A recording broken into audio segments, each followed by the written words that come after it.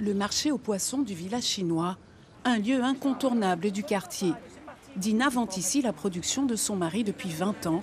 Aujourd'hui, elle reçoit un petit groupe d'adolescents de l'association franco-dominicaine de Guyane. J'aime beaucoup la photographie et j'aime beaucoup ce que nous avons fait aujourd'hui. Je regarde les gens qui travaillent, comment les gens font pour travailler, parce que je veux savoir plus, vous voyez? L'idée est de valoriser l'environnement et les gens qui y vivent.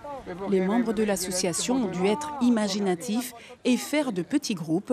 Le contexte sanitaire limite les manifestations. Les enfants sont restés coincés chez eux, surtout avec leurs parents qui viennent toujours. Est-ce que vous n'avez pas des choses à faire avec les enfants à l'association? Donc pour ça, on est obligé de créer des activités pour les enfants. Ces enfants qui sont chez moi, qui sont depuis 4 ans, depuis que je suis, ils sont à l'école solidaire chez nous et pendant les vacances, on les fait partager un peu la vraie vie. Un peu plus loin, l'Amapo. C'est la deuxième année consécutive où il n'y a pas d'après-midi récréatif pendant les grandes vacances pour éviter tout cluster. Une décision difficile à prendre.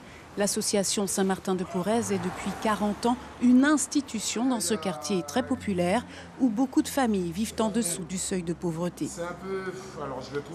Ils viennent ici pour le soutien scolaire, mais s'il fallait passer l'heure à jouer, ce serait mieux. Donc je pense que c'est un manque pour les enfants et c'est un manque aussi pour la Amapo.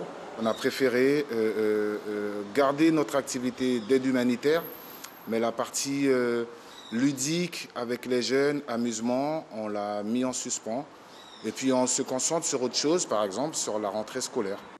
La maison de quartier continue à accueillir, comme chaque année, le centre aéré, organisé par la mairie de Cayenne.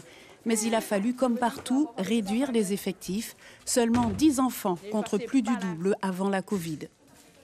C'est comme s'il y a des préférences, mais les enfants, vous savez, ne comprennent pas ce genre de thème administratif et polytechnique qui dit de 10 enfants et eux, pourquoi pas eux, pourquoi eux sont à l'intérieur, et voilà.